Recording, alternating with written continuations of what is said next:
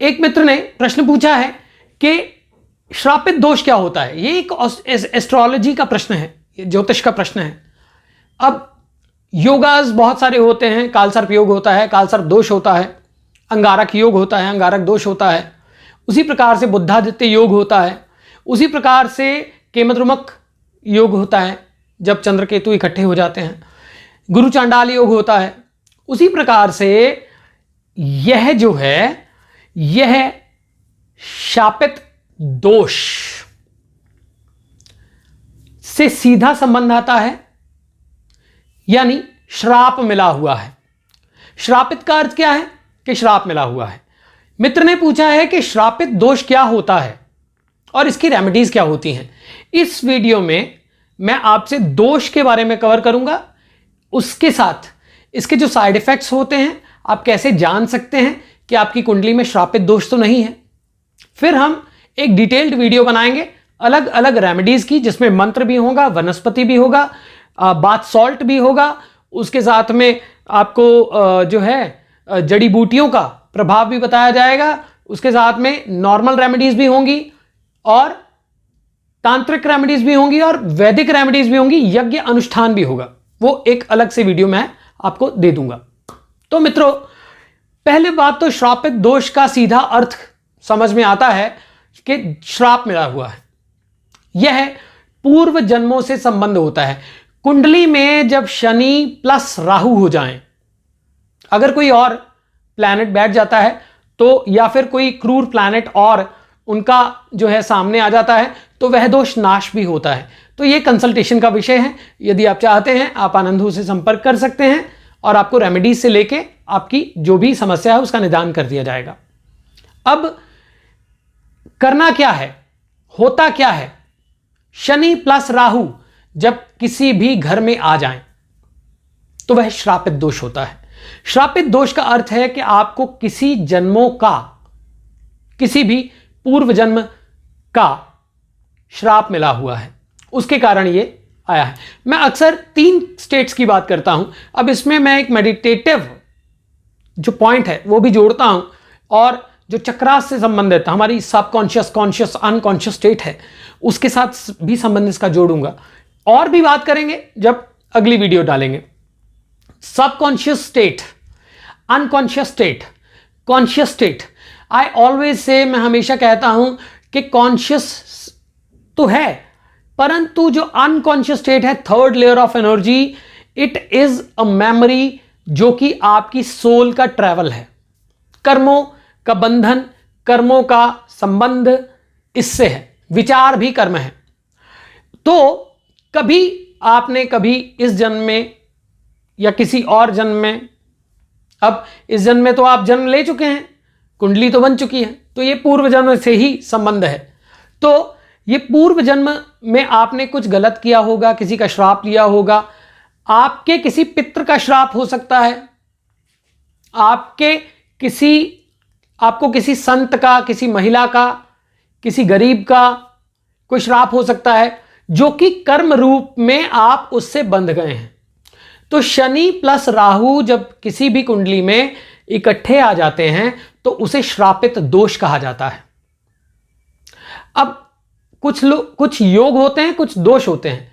श्रापित योग नहीं होता, श्रापित दोष होता है। अब उसमें तो आपका कुछ आपकी गलती नहीं है। अगर आपका जन्म उस समय में हुआ है, आप उन कर्मों के फलों से बंधे हुए हैं, तो इसमें आपकी गलती नहीं है। अब इसके लक्षण क्या होते हैं? शनि और राहु एक कुंडली में इकट्ठे आ गए, यह तो प्रत्यक्ष लक्षण है। अगर आपके पास कुंडली नहीं है तो फिर कैसे पता चले कि श्रापित दोष है? कुछ बातें मैं आपको बता देता हूं, श्रापित दोष के लक्षण क्या होते हैं। श्रापित दोष का सबसे पहला लक्षण होता है घर में वैमनस्य, स्पेशली पिता और पुत्र का। उसके बाद में जो अगला उसका लक्षण होता है वह होता है कि बच्चों के विवाह में देरी होती है।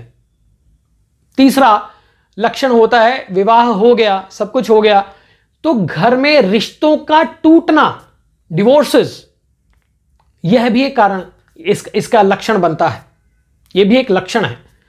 जिस व्यक्ति की कुंडली में श्रापित दोष होगा उसके डिवोर्सेस की संख्या ज्यादा हो जाती है, उसका फैमिली लाइफ सेटल नहीं हो पाता, चाहे वो मेल है चाहे फीमेल है। उसके बाद में मान लीजिए वो भी हो गया, वो भी अब ग्रह ने कहां पे, आपका कर्म कहां पे बंधा हुआ है ये तो आप नहीं जानते। उसके साथ में आ जाता है बच्चों का मिसकैरेज होना।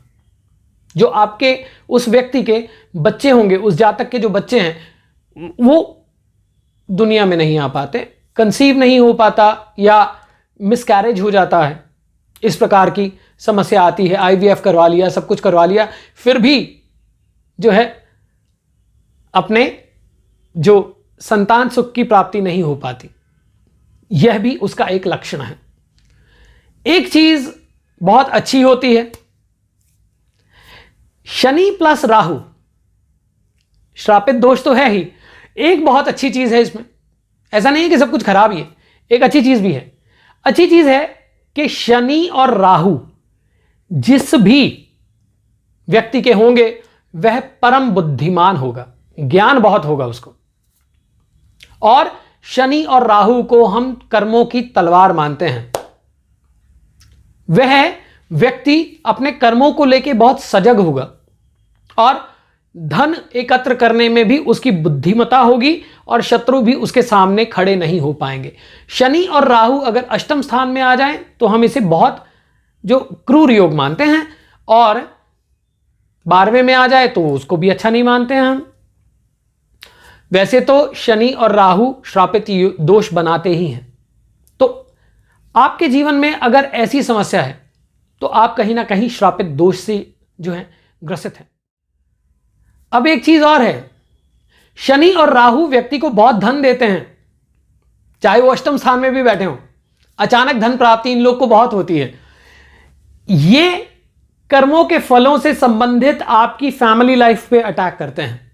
ये जो प्लैनेटरी पोजीशन है, ये जो दोष है, ये फैमिली लाइफ के लिए मुख्य रूप से खराब माना जाता है, पर धन के लिए अच्छा माना जाता है, बिजनेस के लिए अच्छा माना जाता है। शत्रुओं पर विजय, ऐसा व्यक्ति सहज ही शत्रुओं पर विजय, ऐसा व्यक्ति सहज ही अपने शत्रुओं से विजय प्राप्त कर लेता है, परंतु फैमिली लाइफ डिस्टर्ब रहती है। यह था श्रापित दोष। अब इसकी रेमेडीज, सिंपल रेमेडीज, मंत्रा रेमेडीज, तंत्रा रेमेडीज और उसके साथ वनस्पति तंत्र शास्त्र से संबंधित जो रेमेडीज हैं वो भी आपको बताई जाएंगी।